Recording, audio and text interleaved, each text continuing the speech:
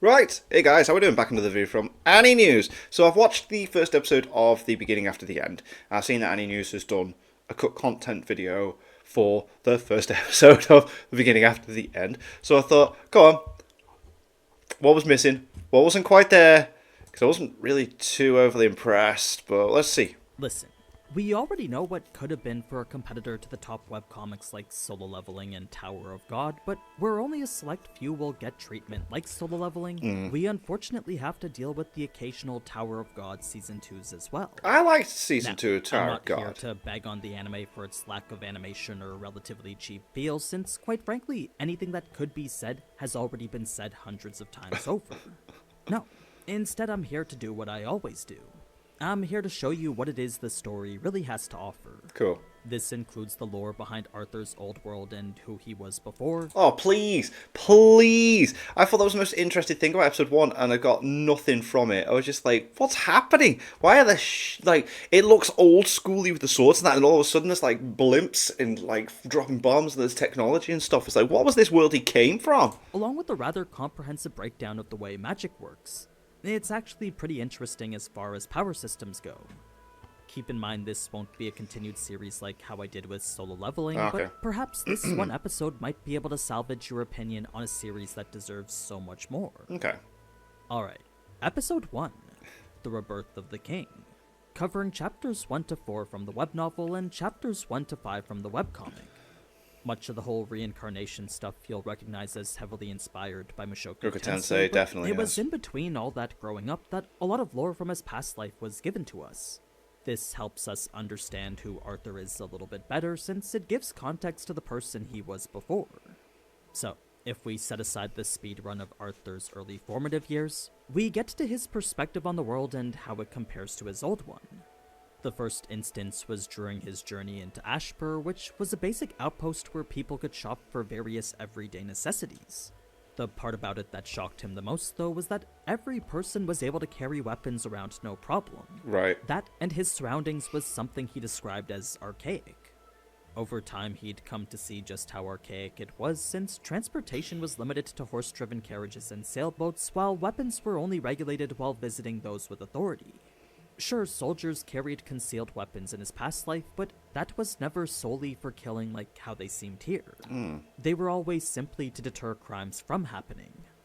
Now, watching his dad revealed he was a much better fighter than he thought, since his fists carried enough force to break the sound barrier, while his movements were fluid enough to leave zero openings. Damn, he's that fast. Like, the anime did not make it seem that impressive at all. Oh my goodness. He was a high-tier fighter who in Arthur's past life would have been the leader of a squad of soldiers. Wow. As for who he was in this life, as a former B-class adventurer with lots of experience, he was part of several parties that went on expeditions to search for treasure and complete Shit. guild quests. His climb to the B-class was rather fast for a 28-year-old, and it was an impressive title to hold considering the rarity of A and S ranks. So he's cool. He's decent. He's capable. Like, ugh. Don't get that at all from the anime. For Alice, who was an employee of the guild hall herself, not once had she ever seen an S rank. Now, it was at the guild hall that Reynald would meet Alice, and eventually the two would settle down to live the life we see here. Next, Arthur would discover the hierarchical structure of society wasn't far too different from his old world, since power and wealth determined one's rank within it. The key difference setting these two worlds apart, though, was the lack of technology and the existence of magic instead of ki. Now, something okay. I found rather interesting which explains this scene here is that war in his old world had become obsolete. Should there be a dispute between countries, then a duel between their rulers would be carried out to determine the victor. Wow. That's cool. That's such a throwaway scene. Like, it just looks like he's just fighting some dude and then everything gets blown up. So he wins, and then it's like, right, okay, cool. Right, These were battles limited to the use of only ki and close combat weapons, so that meant kings in his old world had to be the best of the best. Right. They were the strongest fighters each country had to offer. Smaller disputes were handled with mock battles between smaller platoons, but never was there all-out war. So, with Arthur being the king of his own country, we learn he was the strongest fighter of his own nation.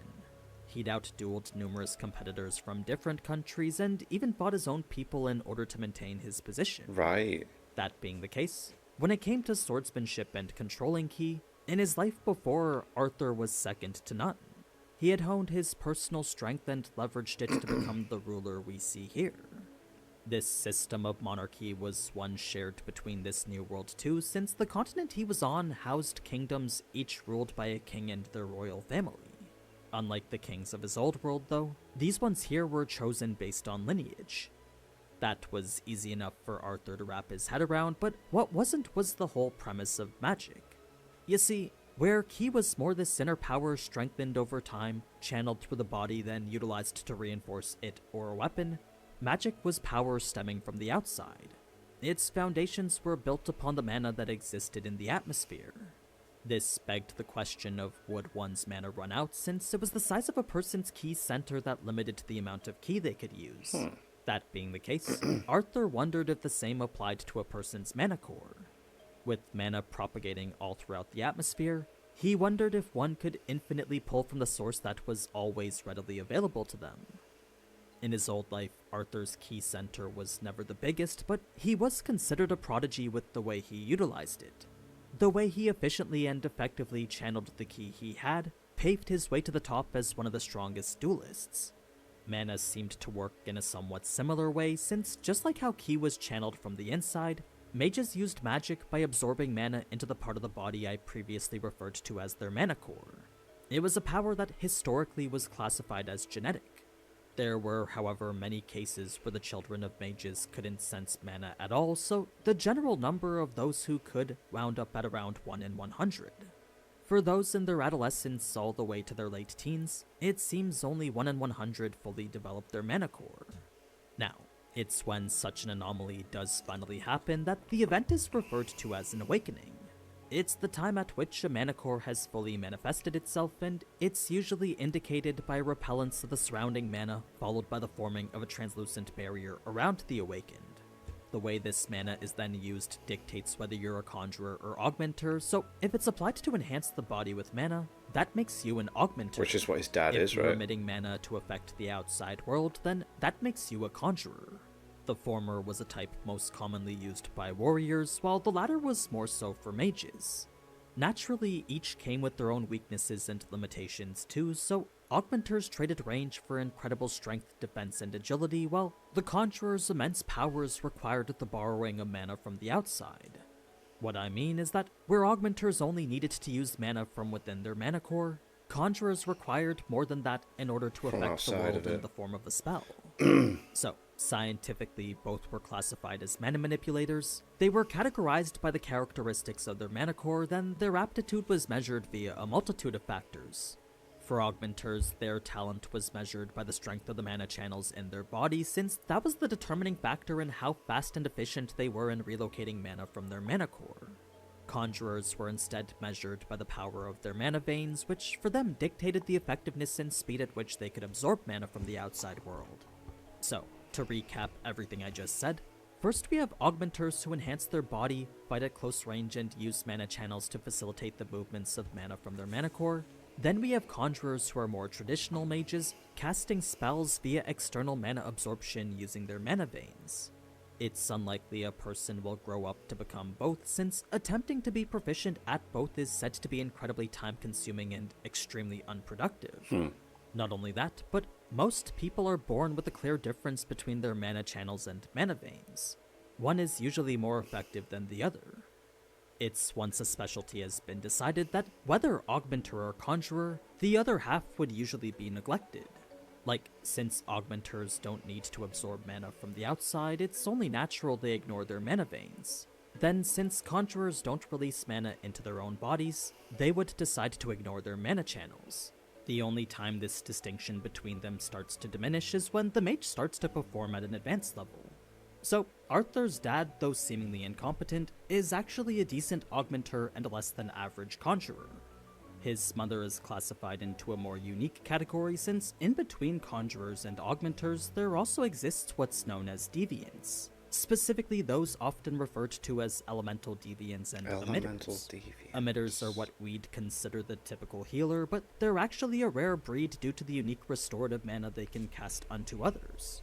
That being the case, I suppose that makes them more conjurer than augmenter, but considering their unique trait, they were given the title of emitter.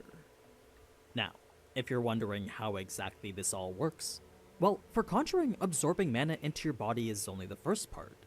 You would then circulate it into your mana core to stabilize and purify it, channel it into an appropriate conductor like a staff or wand, then speak the incantation which would serve as the mental controller, allowing your will to shape the mana into whatever spell you wanted. The more powerful the spell, the longer this whole process takes, and with each conjurer having an affinity for a certain element, they'd usually be more proficient in certain spells than others. That's not to say they can't become skilled with all elements, they just need the proper training. When it comes to how augmenting works, it all came down to how fast and precise one could transfer mana from their core to the rest of their body. It was a concept Arthur found most akin to Ki, except Ki couldn't draw additional power from the surroundings. The transfer of such mana did require incredible insight into one's own body, so to be able to effectively do so often required years of both mental and physical training. It's amazing how the first anime episode just didn't explain any of this at all. It's like, hey, here's everything the first episode left out, with the explanation of how the magic system within it works. So what? There are also no cases of elemental affinity here, since the mana used for augmentation is the purest mana possible. It's mana straight from the core of a person's body. This brings us now to the true limits both these mages face, coming in the form of a phenomenon known as backlash. For augmenters, this is the depletion of their mana core, while for conjurers, it's the overfilling of it. The former causes extreme bodily pain from overuse of augmentation, while the other is an overload from use of a spell beyond what the conjurer could handle. So that was everything Arthur learned from reading this textbook, and it's so far everything we know about magic in the world. Okay, cool. The one thing Arthur didn't think was correct, though, was the fact only those who were older could manipulate mana. You see, with Ki being so similar to mana, Arthur figured he could manifest his mana core by focusing all the mana in his body into one single place. This was how children in his previous world did it, and it was often achieved through deep meditation and the sensing of the Ki inside them. So that's why he goes into a meditative pose when he's in front of the book. That makes sense as well, God. For Arthur now, it was a feat he would start to attempt at the mere age of 7 months old. 2 years later, he would finally gather enough bits of mana within him to form a mana core, putting an end to the slow, arduous task he assigned to himself. It was so time-consuming, he honestly felt it would have been easier to learn how to walk on his hands or something. It was from this that Arthur understood why awakenings took so long for other people, since had he left the particles of mana to move around his body on their own, then he figured it would have taken them at least a decade to gravitate towards each other. It made clear the advantage of having the mental capacity of an adult. His increased cognitive ability allowed him to consciously will his mana particles together. He had done this back when he was a child in his past life, so it was essentially just a repeat of that. In the end, all it took was a daily ritual of focusing said particles as best he could, the result of which was an explosion which would destroy 75% of the house. This would be Arthur's awakening, and it was from this that one could easily tell whether he'd be an augmenter or conjurer. Reason being that the awakening of an augmenter would create a repelling force signifying dominant mana channels, while the awakening of a conjurer would create a sort of vacuum indicating dominant mana veins. Considering Arthur's awakening was a massive explosion outward, that would indicate he was an augmenter. Now, it was prior to this that both Arthur's parents would get their own POV describing their upbringing of Arthur, but that's something I'll leave for you to read for yourself. It does add quite a bit of depth to their characters, so if you are interested in the story beyond what I've said and what you watched in the anime, I'd recommend giving it a read since there's quite a lot more to it. This was just a quick video sharing some of the more interesting bits of lore left out from the first episode, since I do like talking about all this technical stuff. This one seems pretty comprehensive and well thought out, so I can only imagine it'll get more established from here. But anyway, that's pretty much all I gotta say about that. I did say I'd make a video on it, but now I'll be proceeding with catch-up for ReZero, Danmachi, and Overlord. Cool. So, if you want to learn more about those series too, then feel free to What do we need to subscribe. catch up on Overlord with? Until then, though, ciao. maybe the movie? Has he not done anything on the movie? Oh, interesting. Because I'm up to date with Overlord. I'm up to date with ReZero. I need to catch up with Danmachi. My goodness, oh my god! But that was interesting. So much left out. I might check out another 2 episodes at the beginning after the end, see if it picks up. Didn't really grab me. But that was interesting, like always. Love Annie News' cut content videos. Thanks for watching.